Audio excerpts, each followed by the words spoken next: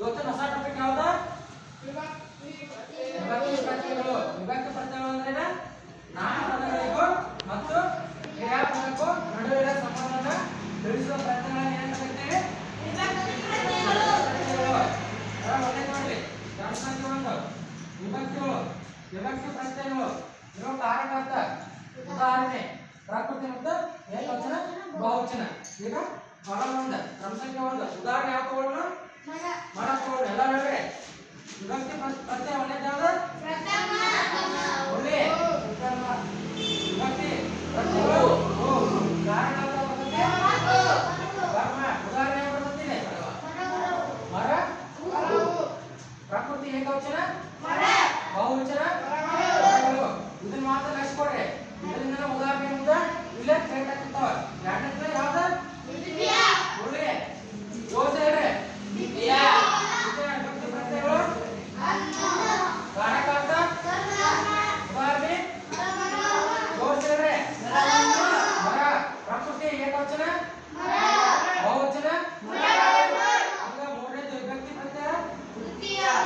ವಿಭಕ್ತಿ ಪ್ರತ್ಯಯಗಳು ಕಾರಣಾರ್ಥ ಉದಾಹರಣೆ ಪ್ರಕೃತಿ ಏಕವಚನ, ಬಹುವಚನ, ಮರಗಳಿಂದ. ಇಲ್ಲಿ ವಿಭಕ್ತಿ ಪ್ರತ್ಯಯಗಳು ಏನ್ ಬರ್ತಲ್ಲ ಅದ ಮುಂದಿನ ಉದಾಹರಣೆ ಒಳಗ ಮುಂದ್ ಬರ್ತದೆ. ಇದು ನೋಡಿ, ಹೂ ಐತಿ. ಹೂ ತರ ಮರ ಏನಾಗ್ತದೆ? ಉದಾಹರಣೆ ಮರ ಐತದ ಮರ ಹೂ. ಇದು ಮರ ಮರ ಮಣ್ಣು ಹಣ್ಣು ಐತಿದೆ. ಇದು ಮರ ಐತಿ ಏನಾಗ್ತದೆ? ಇದು ಇಲ್ಲ ಇಲ್ಲೇ ಮರದಿಂದ. ಈ ವಿಭಕ್ತಿ ಪ್ರತ್ಯಯಗಳು ಕೂಡ ಲಕ್ಷಿಕೊಡಿ. ಇದರಿಂದ ನೀವು ಯಾವ ಬೇಕಾದ ಉದಾಹರಣೆ ಹಾಕಿದ್ರು ಇಲ್ಲಿ ಉದಾಹರಣೆ ಬರ್ತದೆ. ನೆಕ್ಸ್ಟ್ ಚತುರ್ಥಿ. ಚತುರ್ಥಿ ಏನ್ ಬರ್ತಾವ? ಕಾರಣಾರ್ಥ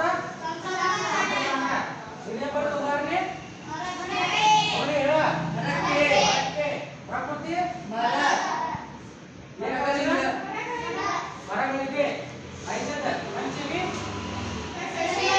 ಕಾರಣಾರ್ಥ ಏನಾಗುತ್ತೆ? ಮರದ ಆಮೇಲೆ ಪ್ರಕೃತಿ ಏಕವಚನ, ಬಹುವಚನ, ಆಡಳಿತ ಷಷ್ಠಿ ಏನ್ ಬರ್ತಿವೆ? ಇದು ಇಲ್ಲೇನೈತೆ? ಮರದ ಐತಿ. ಇಲ್ಲೇನ್ ಬರ್ತ?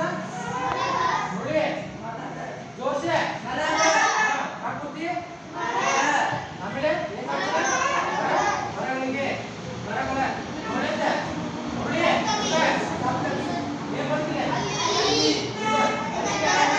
ಉದಾಹರಣೆ ಏಕವಚನ, ಬಹುವಚನ, ಲಾಸ್ಟ್ ಸಮೂಹ.